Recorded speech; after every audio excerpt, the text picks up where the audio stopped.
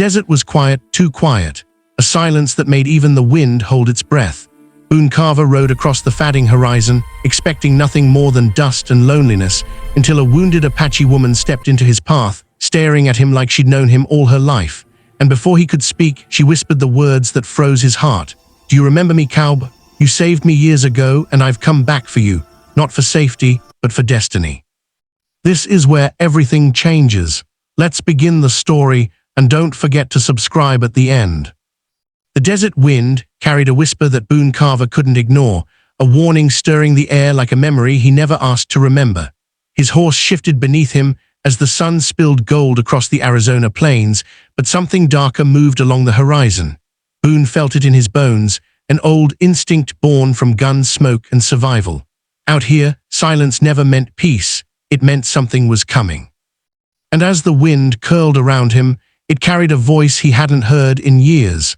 A voice he thought belonged to the past, yet refused to stay buried. Boone nudged his horse forward, scanning the land with a practiced eye. Tracks cut through the dust, fresh, uneven, urgent. Someone wounded, someone running, someone not meant to survive alone. He followed without slowing, the world narrowing to hoof prints and instinct. The crows above circled low, their cries slicing through the burning air. Boone tasted trouble on his tongue. He had seen enough dying out here to know what he would find. Yet something in his chest tightened strangely, as if this danger belonged personally to him. The tracks led him toward a cluster of red rocks jutting from the earth like jagged teeth. His horse snorted uneasily, refusing to go further. Boone dismounted, rifle ready, boots crunching against gravel. A faint sound drifted from behind the rocks, a breath, a whisper, or maybe a prayer. He rounded the corner. That's when he saw her. A woman lay slumped against the stone, her skin pale beneath the desert heat, her hand pressed desperately against a bleeding wound. Apache. Fierce, beautiful, and fighting to stay awake. Boone knelt fast, checking the wound with steady hands. The arrowhead buried in her side was crude but deadly, poison-tipped by the look of the swelling. She didn't flinch at his touch. Instead, she lifted her gaze and locked onto him with eyes dark as storm clouds. Her breath trembled, but her voice didn't. "You came," she whispered, as though she'd been expecting him. Boone froze. He didn't know her, yet her certainty made something ripple through him. He started to lift her carefully, but her fingers curled around his wrist with surprising strength. "You saved me once, Cowboy," she murmured. Boone's heart stuttered. The words hit him harder than the sun ever could. Years ago, yes, he remembered, a flash flood, a child clinging to a broken tree limb, water roaring loud enough to drown thoughts. He had risked his life to pull her free. A tiny Apache girl, frail, terrified, unforgettable, but the woman before him wasn't frail. She was carved from fire. Before he could speak, her eyes fluttered weakly. He lifted her into his arms, feeling her heartbeat flicker like a trapped bird. The weight felt right, familiar in a way that unsettled him. Boone carried her to his horse, whispering reassurance she likely couldn't hear. The desert watched in stillness as he rode hard toward his cabin, dust rising in a desperate trail. He didn't know who attacked her or why, but he knew one thing with absolute certainty: he would not let her die. Inside the cabin, Boone laid her on his bed, lit a lantern, and worked with precise urgency. He pulled the arrow free, cleaned the wound, stitched her skin, and cooled her fevered face with wet cloths. Through it all, she never cried out. Her strength was ferocious, almost frightening. When her breathing steadied, Boone finally sat beside her, exhausted, staring at the mysterious woman he had once known only as a fragile child. She stirred, eyes opening slowly. "You have grown strong," she whispered. Her tone made Boone's chest tighten unexpectedly. Before Boone could ask who hurt her, she lifted a hand and touched his jaw lightly, studying him with a familiarity that sent heat crawling under his skin. "I told the spirits I would find you again," she said softly. Boone felt the room tilt. This was no coincidence. She had come seeking him. The desert was wide, unforgiving, endless, yet she had found the one man she claimed to owe her life to. He swallowed hard, forcing steadiness into his voice as he asked why. Her answer came like thunder, rolling across dry earth. "Because I did not come for protection, Boone Carver," she said. "I came for you." Boone's pulse kicked hard. He stared at her, speechless, unsure how to interpret the intensity in her gaze. This was no ordinary visitor, no lost traveler. The woman radiated purpose, certainty, something ancient and unshakable. She took a slow breath, gathering strength, and continued. "You saved a child's life. Now that child stands before you as a woman, and I have returned to fulfill what the spirits showed me." Boone leaned back, breath caught somewhere between disbelief and something dangerously close to longing. He had lived years drifting across the frontier like a man without a tether. No roots, no promises, no reason to stay anywhere. Yet here she lay, speaking as if destiny itself had dragged them back together. She reached for his hand, her touch warm despite her injuries. "I have come to choose you, Boone Carver," she whispered, "and I do not choose lightly." Outside, the desert wind rose again, carrying a fate Boone never expected to face. Boone barely slept that night, keeping watch as the firelight flickered across Naya's peaceful face. Every so often she murmured soft words in her language, whispers carried from dreams he couldn't understand. He studied her features, recognizing traces of the frightened child he once saved, now shaped into a woman forged by strength and destiny. He wondered what visions had led her across miles of harsh land to him. Part of him wanted to push her away, for her safety and his own peace. But another part, deep, buried and aching, begged her to stay where she lay.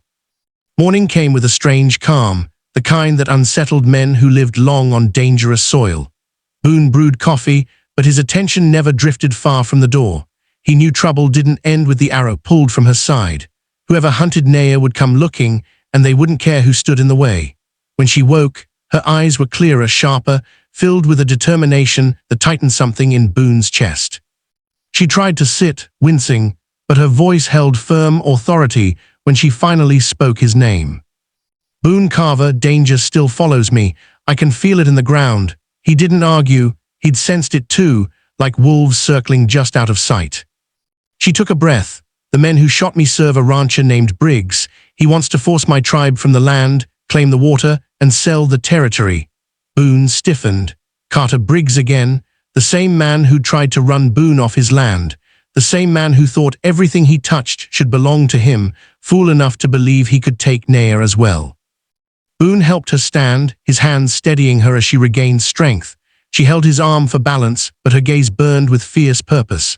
"Briggs will return," she said, "and he will not come alone." Boone already expected that. He pulled his rifle from behind the door and checked the chamber. Naya watched him with a calm that unsettled him. She wasn't afraid, not even wounded. There was something fearless in her spirit that Boone couldn't ignore, a wildfire disguised as a woman. A destiny sharpening its edge. Before Boone could speak, the echo of horses thundered across the plains. Dust rose like a storm as Briggs and 5 armed riders approached. Boone pushed Naya behind him instinctively, but she stepped beside him instead, refusing to hide. Briggs shouted insults, claiming Naya belonged to him by right, that Boone was harboring stolen property. Boone's anger ignited like a spark thrown onto dry brush. Naya's grip tightened on her knife. Boone whispered one order, "Stay behind me," but she shook her head fiercely. "Today is my fight too," she said. Briggs fired the first shot. Boone reacted instantly, pulling Naya down behind a fallen log, bullets cracking through the air.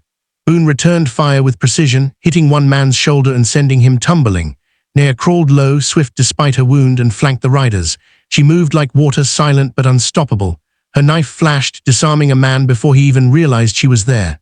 Boone watched in shock and awe as she fought, not recklessly, not blindly, with purpose, with skill. With the fire of someone defending not just her life, but her future. The battle raged until Briggs remained the last man standing. His eyes widened when he saw his gang scattered across the dirt. "You should have minded your own business, Carver," he spat. Boone stepped forward, rifle steady. "My business is protecting what's mine." Briggs sneered. "That Apache girl isn't yours." Boone felt Naya approach behind him, her presence powerful, grounding. She answered before Boone could. "I choose where I belong. I choose whom I stand beside." Briggs charged in furious denial. Boone fired. Briggs fell. Silence settled over the land like a final breath released. Naya stood before Boone, her chest rising with slow, steady breaths. "You risked your life for me," she said softly. Again, Boone shook his head. "I wasn't about to lose you, not now, not ever." His honesty surprised them both. Naya stepped closer, her hand touching his cheek gently. "You understand now why I came?" Boone swallowed hard. "I think I do." She smiled, soft, certain, luminous. "I saw you in visions long before I remembered your face. You pulled me from death once. The spirits said our paths were tied. I believed them." Boone took her hand, not as a cowboy helping a wounded traveler, but as a man finally accepting the truth he'd been running from. "I thought I was meant to live alone, drifting until the desert swallowed me." But then you came back, bringing something I didn't realize I'd been missing. Naya stepped even closer. Belonging, she whispered, heart, future. Boone felt the world shift. She wasn't offering repayment. She was offering partnership, purpose, love. They stood together as the wind carried the scent of healing rain. That evening Boone rode with Naya to her tribe. The elders welcomed them with caution, then acceptance when they saw the bond between them. Naya spoke proudly, declaring her choice, her journey, her heart. Boone stood beside her, steady and quiet, feeling something he'd never felt before, home.